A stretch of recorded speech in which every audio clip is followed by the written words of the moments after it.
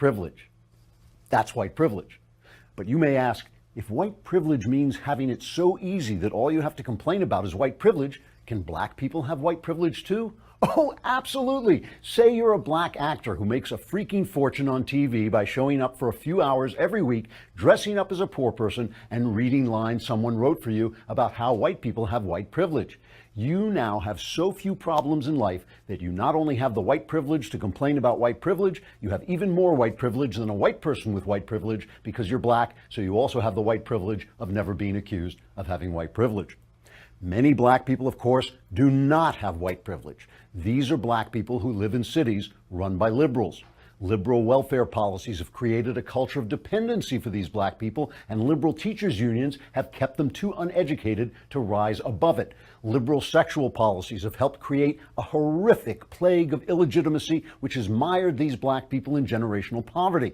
And liberal attacks on police have left these black people in neighborhoods so violent that they are almost like war zones. How do liberals help these people whose lives they've helped destroy? By complaining about white privilege. Why? Because they have white privilege. So screw the black people whose lives they helped destroy. Now, to be fair, some liberals do try to help these black people whose lives they helped destroy. How? By pulling down statues to oppose white privilege. Why do liberals pull down statues instead of changing the policies that have helped destroy the lives of black people? Because their policies haven't destroyed their lives. In fact, their policies make them feel great about themselves. And what is it called when you help destroy the lives of black people but feel great about yourself while uselessly pulling down statues to oppose white privilege? You guessed it, it's called white privilege.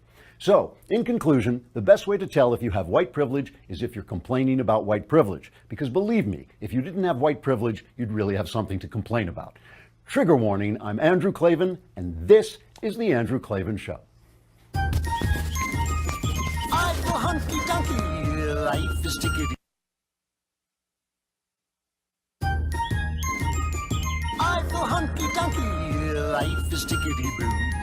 Birds are winging, also singing hunky-dunky-doo. Ship-shape, tipsy-topsy, the world is zippity-zing. It's a wonderful day, hurrah, hooray! It makes me want to sing. Oh, hurrah, hooray! Oh, hooray, hurrah! Hooray, it's mailbag day. Hey, yeah. All right, we're going to answer all your problems, all your questions, solve all your problems. Answers are guaranteed 100% correct and will change your life on occasion for the better. We also have Tickety Boo News, which is your weekly lesson on how to read the news to get at the good stuff. It's, you got to kind of pull through the horse manure to get to the pony. But we'll start out by giving you some advice right now about how to get a mortgage. If you've ever done this, I don't know if you guys, have you ever done this, Jay? Yeah, that's right. Of course, I knew that, of course. I mean, and it's a pain in the neck, and you have to sign papers. I mean, the number of papers so nobody knows what he's doing, and yet this is one of the biggest things in your life. So you don't want to just go to one person. You want to get all the prices together and compare. Same thing you would do if you were getting on an airplane, going to a hotel. Now you know there's all these things you can go on and compare prices, get the lowest price. Lending Tree is what you do, where you go if you're going to get a mortgage. Because about 80% of people who get a mortgage only get one offer. So of course, you're not, and the thing is, a tiny little change in the percentage can save you a lot of dough. The average Lending Tree customer can save $20,000 over the life of their own. That's the average, which means half the customers can save even more than that. It really is just a tick in the percentage points you're paying. It just makes all that difference. Whether you're looking for a new mortgage or to refinance or home equity loan, Lending Tree is the only place where you get up to 5 real offers from America's top lenders and can compare side by side for free. It takes about 3 minutes, and it's like shopping for flights online, only you're shopping for the best mortgage offers for you. Rates always go up or down, but regardless of what is happening with the rates, you can always get the right offer for you with LendingTree.com. Are you sure you have the best deal? Find out how much you can save today at LendingTree.com/Klavan. And you may ask yourself, how do you spell Klavan? I don't know. Yes, I do. Wait, I remember suddenly. Klavan. LendingTree.com/Klavan. LendingTree.com/Klavan. People are saving an average of $20,000 over the Life of the Loan Lending Tree, LLC, NMLS number 1136, terms and conditions apply. I have to read that, or two guys from the banking system come and carry me away. So, one of the things about the news these days is I sit around, I'm sure everybody does this, I sit around and I'm not sure what I'm seeing because everybody's got such strong opinions and the news people lie, and of course politicians lie. And so sometimes you're sitting there looking at something and you don't know what it is. Last night I watched this rally and it looked to me like Donald Trump as Godzilla stomping on CNN and the rest of the news media while they ran around like the Japanese people in those old, Japanese monster movies. It's like, oh no, it's like a week and a half they've been poking him with this Charlottesville thing very unfairly. I have to say, I've talked about how I didn't think he handled it like he should have handled it. But they have been totally unfair to him, saying he's defending Nazis. He's not defending white supremacists. He's not, that he is a white supremacist, that Republicans are. It's just nuts. So they're poking him and poking him and poking him. And it's like, they just destroyed him. I think after watching it, and I'm going to show you why, but I think we've earned a Trump happiness montage. Do we? I got to blow it. Blow it. We're going to win so much. We're going to win at every level. We're going to win economically. We're going to win with the economy. We're going to win with military. We're going to win with health care and for our veterans. We're going to win with every single facet. Zippity-doo-dah, zippity-yay. My, oh my, what a wonderful day. We're going to win so much, you may even get tired of winning. You'll say, please, please, it's too much winning. We can't take it anymore. I feel pretty, oh so pretty. I feel pretty and witty and gay. We have to keep winning. We have to win more. We're going to win more.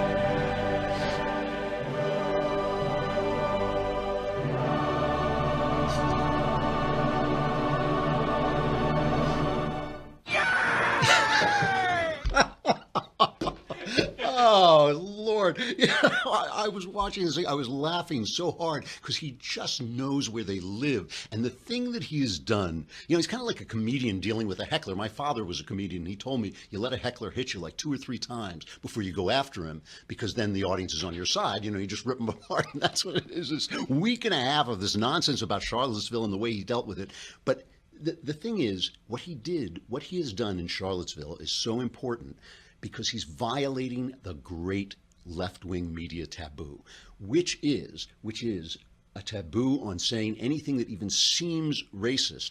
But the way they define that is that if you don't support leftist policies, you're racist. And then when they catch you on being racist, you're supposed to apologize and say, oh my goodness, I seemed racist, tacitly making it defending left-wing policies, making it impossible to say, there shouldn't be welfare in these places that just turn people into dependents. There shouldn't be teachers' unions. They always say the teachers' unions, oh, who's going to teach the children? Teachers' unions don't teach people. They don't teach people. They just destroy schools and they destroy lives. And all these people, and like, oh, you're going to go in and tell black people, about their sex lives? Well, yeah, if they're having this illegitimacy plague that is destroying, they're our fellow citizens. Of course we're going to talk to them, just like we would anybody else. And what Trump did in calling out both sides and calling out the violent left, and like I said, he didn't do it as well as I would have liked him to do it, but in calling out both sides and pointing out that there is a problem with violence, much more of a problem with violence on the left. Let's face it, how many Nazis and Ku Klux Klan people are there in the country? We could probably fit them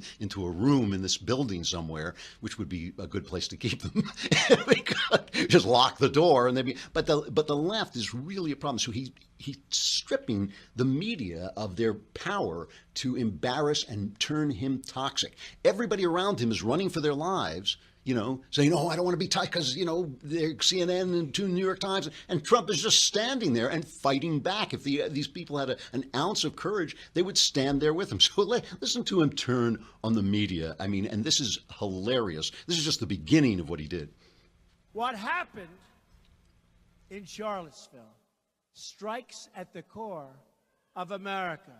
And tonight, this entire arena stands united in forceful condemnation of the thugs who perpetrate hatred and violence.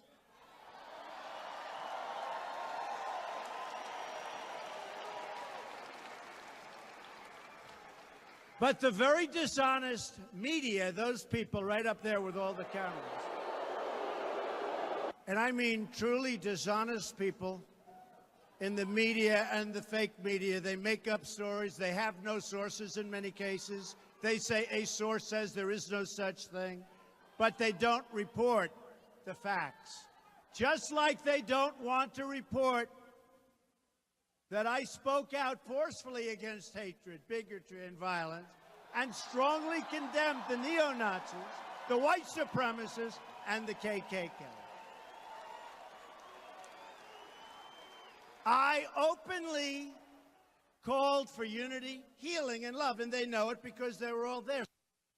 This is, first of all, just leaving the press out of it for a minute, he's got his people cheering against the KKK and the Nazis, cheering against the haters, and that, for people of goodwill, is a good thing. This is a movement. This is a powerful, powerful man with a big, big audience who loves him, and now they know he has now brought them with him over to the side of the anti-haters. So that's great for everybody. That's good for everybody. But at the same time, he then goes on, and I'm not going to play the whole thing. It went on forever, but it was uproariously funny. He goes on, he starts to read the statements that he made, and he says, you know, when I talked against hate, and then the next day they said, oh, that's not enough, call out the KKK. So I called out the KKK, and then so the next day I talked about loving, I say we love it, and then I made this speech, and he goes on, and it's all true. I mean, this is the other thing, it's all true. So the news media is saying, well, he left out the fact that he said that there were problems on all sides and on both sides, and this is the thing they've been hitting him with. But guess what? We know that because that's all they've been saying all this time. So all he was saying is, yes, I may have said that, but I also said these things. And, you know, these are the things he said. And it's kind of unimpeachable stuff, you know, the way he talks and the way he made it sound. And that one line that they keep hitting him with about the fact that he said there are good people on both sides. Matt Lauer said to the vice president, you know, have you ever met a good person on the Nazi side? But he wasn't talking about that. And everybody knows it. He was talking about the people who opposed tearing down statues. He was saying there were good people, on both sides of that issue. And I don't know if there were any good people in Charlottesville that day. They all seem pretty nasty to me. But so he's calling them out. So now he's taken away, and then he does a couple of other just brilliant things that I'll just mention. I don't want to play the whole thing because it was kind of long, you know. But he's talking about the fact about the elites, and everybody is attacking the elites, and he says, you know what? I live in the White House. You know, I went to all these good schools. I got better grades than they did. Maybe we're the elites. And he's talking to all these people. And what's wonderful about him is here he is, this born millionaire, this guy who's born with a silver spoon in his mouth, talking to people who've never seen a silver spoon and saying, we are all elites together and you are with me. It was genius stuff. It really was. It was peak Trump. And the way you know it was peak Trump is because the media went nuts. I mean, it was unbelievable. First of all, I should add too that out in the streets there are leftist protesters all week long. We've been hearing like, oh, you know, Antifa. It's violence. What does CNN say? It's violence in the name of peace. It's peace through violence. Peace through violence. I like that. I'm going to get a little tag on my clothes. It said peace through violence. Andrew Klavan, peace through violence. So he's, and the only people outside are the left. And they're throwing stuff at the cops, and the cops unleash on them. So they're rioting. I mean, we have some. Here's cut number 8. Show number 8. This is like a video, if you can see. It's like a black Trump supporter. Can you play it? Oh, there it is. Let me keep talking. Yeah, it's a black Trump supporter trying to get out of here. And this clown jumps on his truck, the pickup truck, and slugs him. So these guys are beating up black guys because they're not the official black guys because they're supporting Trump. These are white guys, white leftists, telling black people they're not black enough not to be punched in the face by Antifa. Okay, so then we cut to CNN, and this was the highlight of my evening. I mean, I haven't had so much fun in a long time. It was really good. But let's start with Don Lemon. Don Lemon, the stupidest man on television, except for Chris Cuomo, who would be the stupidest stupidest man on television except for Don Lemon. I think Ben is going to be on his show. I told him if you put them together, they'll have an average IQ of 90. I think so Don Lemon, they cut back to Don Lemon after this speech. And of course, CNN has now just been forced to cover Trump ripping them. And here's Lemon's shocked reaction. He's unhinged. It's embarrassing. And I don't mean for us, the media, because he went after us, but for the country. This is who we elected president of the United States. A man who is so petty that he has to go after people who he deems to be his enemy, like an imaginary friend of a 6-year-old. His speech was without thought. It was without reason. It was devoid of facts. It was devoid of wisdom. There was no gravitas. There was no sanity there. He was like a child blaming a sibling on something else. He did it. I didn't do it. He certainly opened up the race wound from Charlottesville, a man clearly wounded by the rational people who are abandoning him in droves, meaning those business people and the people in Washington now who are questioning his fitness for office and whether he is stable. Good commentary, Don. It's like, he's unhinged. He attacked me, Don Lemon, whom everybody loves. How could he do that? He must be unhinged. I mean, it was great. I'm sitting there. I'm popping, my snacks into mine, which, by the way, I should mention, I get from Nature Box, because where else would you get them? Because you don't want to just eat whatever is in your cabinet, because who knows where it came from. Nature Box has snacks. Go on, you know what? Just go on their website. Go on the naturebox.com website and you'll see the great stuff they have. It is just incredible. And they change it all the time from your input. You can put in input, tell them what you want. Just to read stuff off their list that I've tried, salt and vinegar veggie chips, which I love. That I keep talking about that coffee kettle corn because it's got everything I like. Coffee, sugar, popcorn. I mean, what else do you want? Apple and cinnamon oatmeal. These are great snacks, but these are high quality, simple ingredients, which means no artificial colors, flavors, or sweeteners, so you can feel good about what you're eating. You're sure to find your new snack obsession at Nature Box. They add new snacks every month and the latest food from the latest food trends and professional chefs and, like I said, your input. It's so simple. Go to naturebox.com, choose the snacks you want. NatureBox will deliver them right to your door. There's no risk. If you ever try a snack you don't like, don't eat it. NatureBox will replace it for free. And right now, you'll save. I know, it's pretty good. I mean, and they're good. And they come, it comes with a list of what, the calories and all the stuff, so you don't just stuff stuff into your mouth. Right now, you have even more. You'll save even more. NatureBox is offering Klavan fans 3 free snacks with your first order when you go to naturebox.com/Klavan. And by the way, that's Klavan. I love the fact I say this like every single day, and then they go on Twitter and it's Klaven. It's AN. Naturebox.com/Klavan, and you get 3 free snacks with your first order. That is the deal. If you go on and put in Klavan, you'll get 3 free snacks with your first order when you go to naturebox.com/Klavan, naturebox.com/Klavan. It's good stuff. We got to say goodbye to Facebook and YouTube because you haven't subscribed. If you subscribe to thedailywire.com, you can watch the whole thing right on the site. Plus, you could be in the mailbag, which is coming up after the break. If you subscribe, it's only a lousy $10 a month. And if you subscribe for a year, it's only a lousy $100 plus. You get the leftist tears mug. Now listen, I don't like to enjoy the tears of other people, but I can't help it. They're just so good. And when you put them in this mug, they stay cold, they stay hot, they stay any way you like your leftist tears. They will be in this leftist tears tumbler. I keep calling it a mug, but it's a tumbler because you need a lot of leftist tears to really satisfy yourself. All right, we'll see you over at thedailywire.com.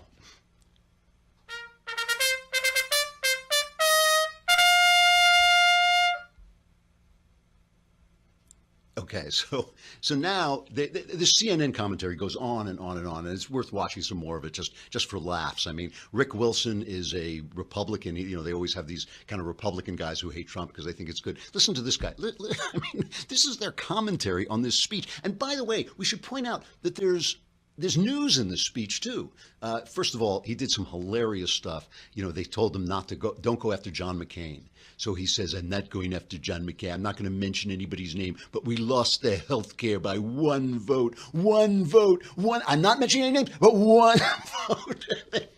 And then he talks about Sheriff Joe Arpaio, because he's been talking about pardoning him. And he says, I'm not going to do anything controversial, but Sheriff Joe is going to be okay. It's like, I just have a feeling he's going to be okay. I mean, he was having a blast. He's having a blast, and it's such funny stuff. So they're not dealing with the news. Oh, and he actually made news about the border. He's talking about the border. Remember, Mitch McConnell, he and Mitch McConnell are having this feud, and this has been in the New York Times. Mitch McConnell and Trump really don't like each other, and they're going after each other, and Trump is obviously frustrated with the health care vote. And McConnell says, there's no way we're shutting the government down. There's no way we're not going to raise the budget level. And Trump had this to say about the border. This is cut number 2. One by one, we are finding the gang members, the drug dealers, and the criminals who prey on our people. We are throwing them out of the country, or we're putting them the hell fast in jail.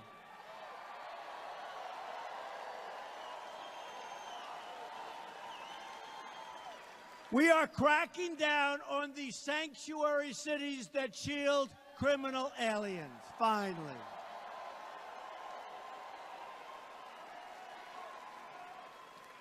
And we are building a wall on the southern border, which is absolutely necessary.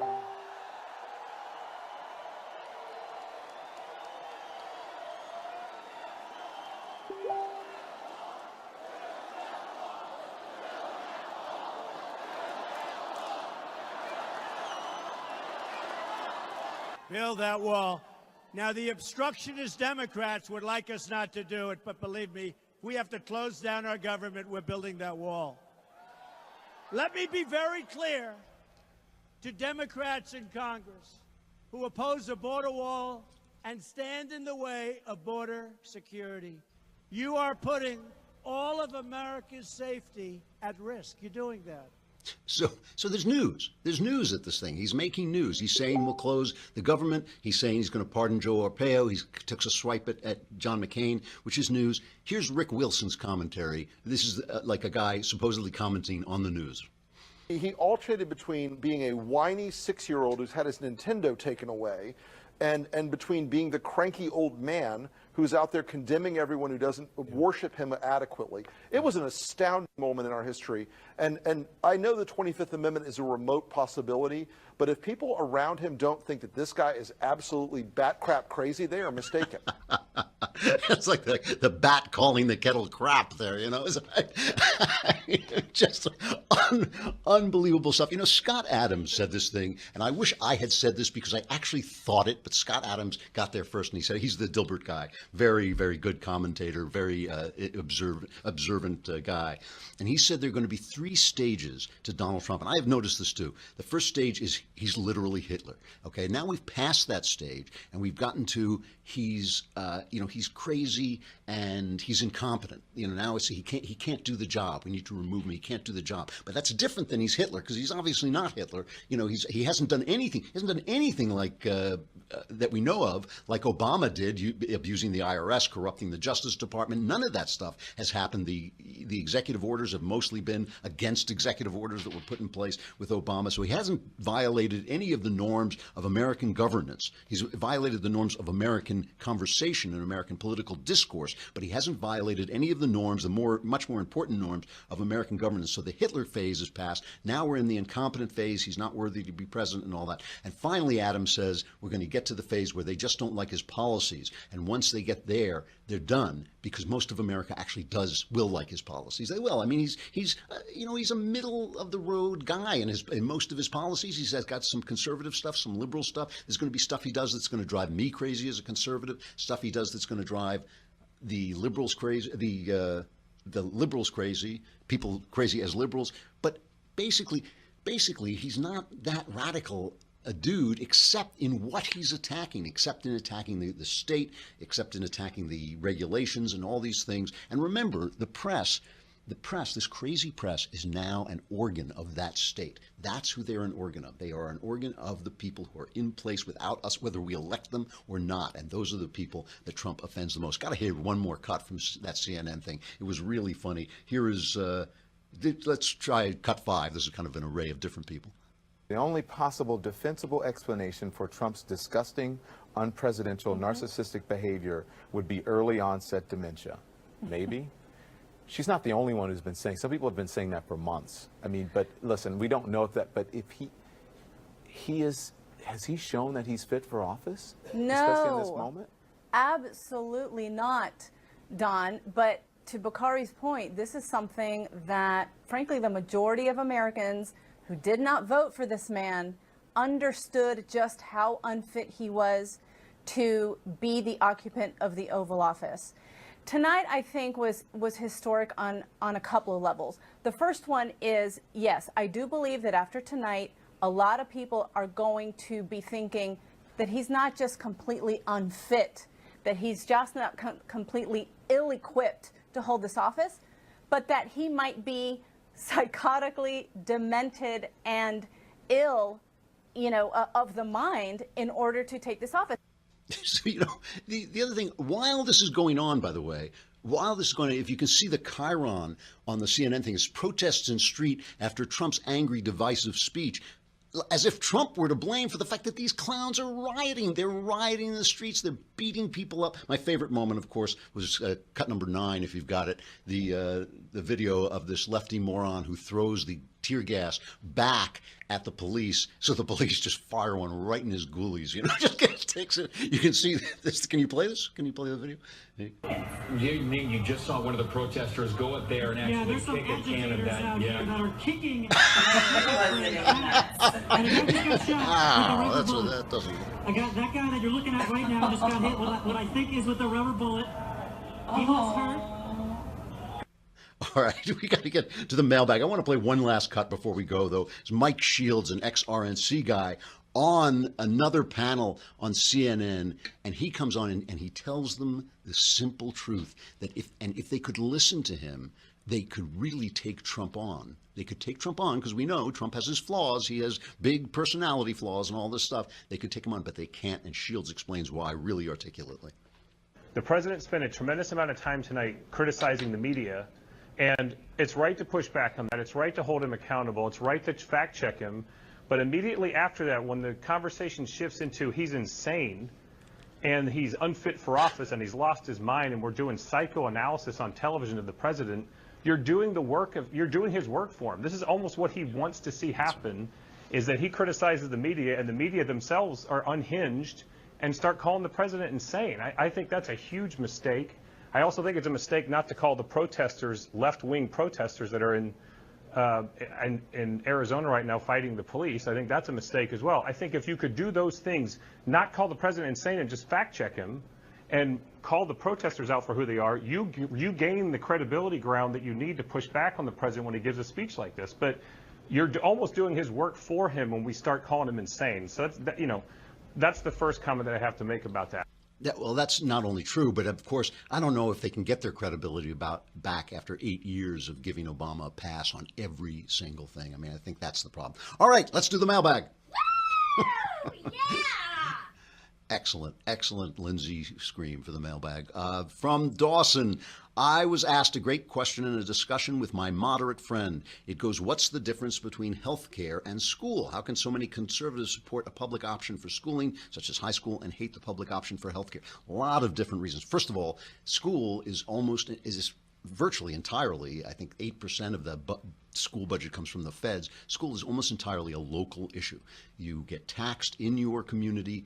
Property taxes, you have control over those taxes, you vote on those taxes. Those taxes go to pay for schools in your district, controlled by local school boards in your district. That's why I opposed things like Common Core, because I do not want the feds in any way, even if they're doing a good job, I do not want the feds in any way to get their fingers in there. So basically, this is something that's under complete control of the local establishment. Secondly, it's not a bottomless pit. You have to understand that healthcare is a bottomless pit. There is no answer to 2 and 3 and 4 tier healthcare, because healthcare goes on forever. Is it health care to keep a 95-year-old alive, using extraordinary measures? Well, if he can afford it and he wants it, then he can pay for it. Do you want the government to say, no, it's time for him to die? I mean, we don't want to give the government that power over life and death. When a woman says, well, it's health care for me to get birth control, and other people say, well, what, you're making a choice. That's not really health care. That's not like a sickness. You're making a choice to do certain things, take responsibility for your actions, and, pay your own way. I mean, everybody can afford a condom. Go ahead and do it. Remember, nobody is ever left behind in healthcare in terms of emergency care. In this country, there's always been emergency care. You go to an emergency room, they have to take you in. You're hurt, they have to take you in. We're talking about the levels of healthcare that are endless. They are bottomless. When do you stop, and when do you want to give the government the right to decide when to stop? It's unfair, but it's less unfair. It's unfair that rich people can get better health care than poor people. Life is unfair. Life is unfair. If you're trying to fix the unfairness of life, you have to give the government the power to regulate every single thing. Much, much different than your local school. From Jesse, do you think it's racist to not be attracted to a certain race? No, I think you're attracted to. It's like saying it's like saying you don't like people who are short, or you don't like people. This is a funny thing about the left. Is first they tell you can't attack somebody, which I largely agree with, if they're attracted to people of their same sex. You can't, if they have some kind of a paraphilia where they do some kooky thing sexually, you're not allowed to say anything about it. You can't attack them. Fine, that's fine with me. But you can attack them for what they don't do. You can attack them because they don't want to go out with a transgender person because he's not really a girl, he's really a guy. But you can't attack. You're attracted. It's nobody's business who you're attracted to. If you were only attracted to people of a different race, that would be fine too. It's your business. This is not. I don't know why people cannot leave other people alone. I have never lost a minute's sleep worrying about somebody else's consensual sex life. From Jacob, hello, Mr. Dr. Professor Klavan. This sounds like a Dr. Professor Klavan. What in our culture do you think led us to use Jesus Christ as a slang curse word? Obviously that comes very natural to people since the Ten Commandments. Fourth commandment is do not take the name of the Lord in vain. So people do that, and it's pretty easy to see how it happens. You start out by saying it has a prayer, thanks God or please God, defend me, and then it becomes basically a reflex. So instead of saying, please God, you're saying, oh God, and you're saying, dear God, and all those things. And ultimately, especially if the faith goes out of it, you're just using it, I don't know if you call it a curse word, but as an exclamation. But obviously it's a very human thing, or it wouldn't be in the Ten Commandments telling you not to do it. From Michael, you frequently tell us that we on the right should be loyal to principles rather than persons in support of what we are for. For example, you said that we shouldn't heckle the Macbeth in the park because it would be untrue to our beliefs in free expression. We shouldn't. Yes, that's true.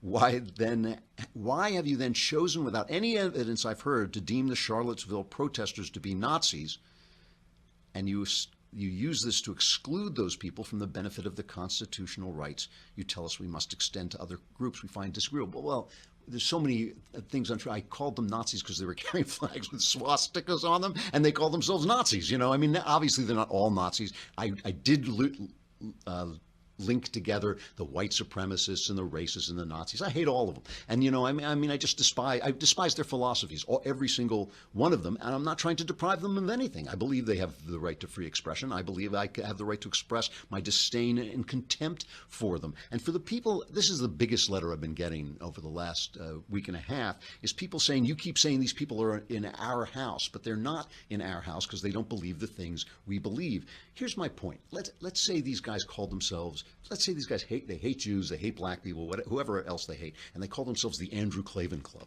okay? They don't believe anything that I believe, but they're using my name. They're appropriating my name. So I have to go out of my way to say that I disagree with them and I despise their beliefs. Same thing with these guys. They're calling themselves right-wingers. They're voting for some of the same candidates we vote for. They're calling themselves Trump supporters. I denounce them. I denounce them because they are doing things in the name of my philosophy that do not fit with my philosophy. Don't link up with these people. It's just the wrong way. It's everything about it is wrong. It's wrong philosophically. It's wrong politically. It's wrong morally. It's against God. It is against the image of God. Every single person on earth is made in the image of God. And if you don't like it, take it up with God and see what he has to say about it. Just don't stand too close to me while you're doing it.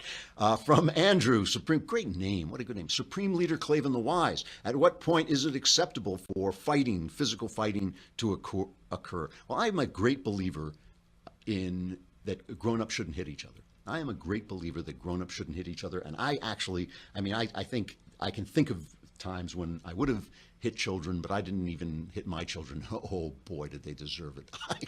You know, my kid. Oh man, yeah, no, really. But I think there's so much can be accomplished without doing that. So I would only really want to do violence in self-defense. I think that is true mostly for war as well as just personal fisticuffs.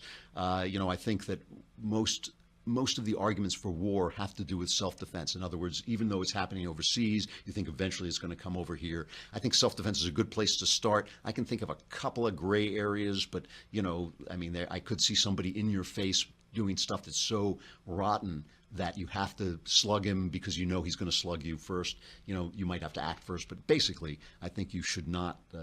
I think violence.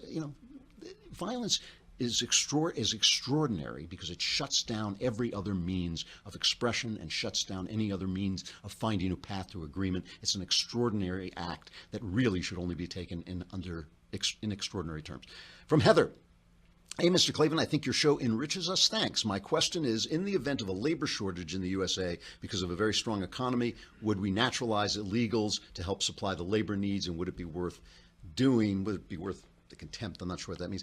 Obviously that is one of the reasons people bring in immigrants and naturalize them. But of course, we should bring in the immigrants that we need, not the immigrants who necessarily are the first ones who come in or who break in or who violate the law to come in.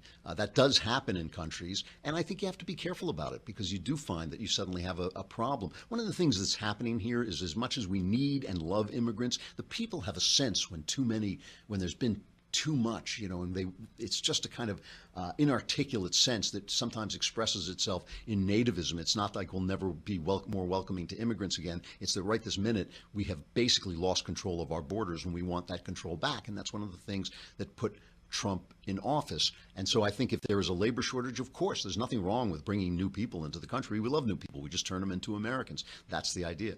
From Tihana. I hope I'm pronouncing that correctly.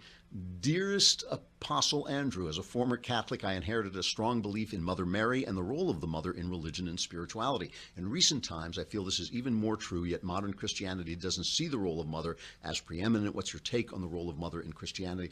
Well, C.S. Lewis said, and I actually believe this to be true, that the job of homemaker is the central job. It is the central job around which all other jobs circle, that all other jobs are actually in support of being a homemaker, which I believe is best done by mothers. I believe they're built for it by nature, and obviously there are individuals where that's not true, but I believe in general women and mothers are built to make homes by nature, that's what they're there for. And yes, the elevation of Mary was a very sound way of elevating women. One of the reasons that women were elevated in the West was because of the worship of the Virgin Mary. I mean, that is one of the things that put women on an elevated platform, and her role of mother elevated that as well. And I think quite rightly. And I think the reason modern Christianity is afraid to go there is because of feminism. They're afraid of being roughed up by the feminists, and that's the key part of the important thing about being a Christian is always be afraid of the opinions of the world, so you can just throw away your principles and your religion in fear of political crisis, or maybe it's the opposite of that. I think I can't remember. I can't remember offhand. Finally, from Christopher, oh great and honorable Klavan, the master of the mailbag, the slayer of leftist ideology, the destroyer of the left, the worldly guy of words, a true blue friend of mankind, sir. I think did he cover it? I think, except for Overlord, I think he got it all. Yeah, I have something to ask. How is forgiveness done? Serious question. My mother stole a little over 10 grand and my house from me and treated me horribly as a human being. My aunt tells me I need to forgive her and move on with my life. Other family members tell me I need to go and forgive her and talk to her. After all the damage she has done financially and emotionally, it's been hard because I keep thinking of what she has done. Should I forgive her? Can I forgive her and not have her in my life? How does forgiveness work? Thank you, sir. Yes, you can forgive her and not have her in your life. Forgiving people does not mean allowing them to abuse you. It doesn't mean allowing them to continue to abuse you if that is what they do. Forgiveness is an act of the will. You can't pluck the anger out of your heart, but if you lead with your will and forgive with your will, the anger will be worn away. If you refuse to feed the anger, if you refuse to nurture the inner conversations in your head where you tell your mother off or where your mother gets punished, if you refuse to let those daydreams take you over and you will yourself to forgive her, eventually you will forgive her in your heart as well as your mind. But that no way means that you have to allow her to abuse you. I think people are too soft on their parents sometimes because everybody wants a parent, and it's hard to live without a parent, as I well know. And I think it's when you have to walk away to maintain yourself, it can be very difficult. But sometimes that is what you have to do. But you don't want to take that anger with you. You do not want to live in anger and hatred. So forgive with the will and teach yourself to forgive, teach your heart to forgive as well. All right. I think that's it. I got through every mailbag question. Oh, not everyone, but everyone that we picked out. All right, let's move on to Tickety-Boo News.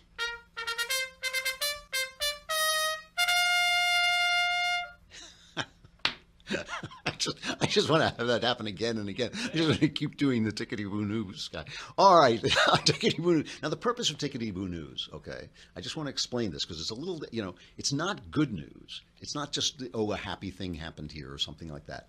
It's teaching you to read into the news or saying how I think you should read into the news to see what's really going on instead of what the media tells you is going on, because the media has a purpose, and one of its purposes in this particular administration is to make Trump so toxic to be anywhere near that people desert him. And you can see that they did a good job over the Charlottesville thing, the businessmen who deserted him. And then you heard Don Lemon, well, the businessmen have deserted him. Well, they were cowards. They deserted him. They could have, look, if they disagreed with him, they could have come out and said, look, we disagree with that, but they're so afraid. And remember, the left now basically controls big business. When you talk about the people who control opinions on the internet, the Google people, the Facebook people, there's all left-wingers and all people who are afraid of the ill opinion of the left. Ill opinion is a very, very powerful weapon. And so these people continually are telling us, you will pay a price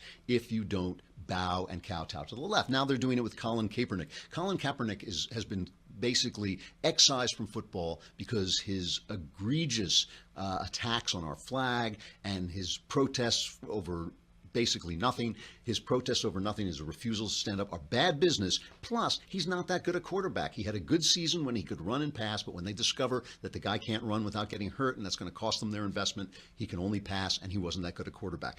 That's why he's out, but they're pulling all this pressure. So they do this all the time. And what I would like to, and by the way, it works, for some of here's a piece from the Wall Street Journal says, for some of the top figures in the Trump administration, the ones who occupy the more conventional space of the political world, last week was tough. They're talking about the Charlottesville thing. They listened in distress as the president they work for appeared to defend a march marked by white supremacist and anti-Semitic sentiments in Charlottesville. I don't think he did that, but they spun it that way. From the left and from some never-Trump conservative circles, they were then told they had a moral responsibility to resign. Meanwhile, on the Breitbart right, they were being called traitors and worse. There they were labeled White House globalists out to undermine Donald Trump's agenda, who had helped drive out strategist Steve Bannon. The cry was for them to be booted out. So this is what these guys are doing. Should they resign? This is the idea of what the press is doing. But let me just point to a couple of stories. A story about Mizzou, which is the flagship of the University of Missouri. Now, you remember back in October 2015, student activists claimed that this university was racist. They sent administrators a list of demands. The president of the University of Missouri system should resign after delivering a handwritten apology acknowledging his white male privilege. This is what they wanted. The curriculum should include comprehensive racial awareness and inclusion training. I would prefer if it just taught them how to speak English and do math. 10% of the faculty and staff should be black. So we're going to buy into the whole racist narrative. 2 weeks later, a student announced he was going on a hunger strike. The football team refused to practice or play until the university met the demands. Protesters occupied the quad. Administrators bent over backward to accommodate them, even providing a power strip so they could charge phones and a generator. And remember the communications instructor, Melissa Click, who said, "Give me some muscle to get this reporter off." Remember that woman? You always see the picture of her.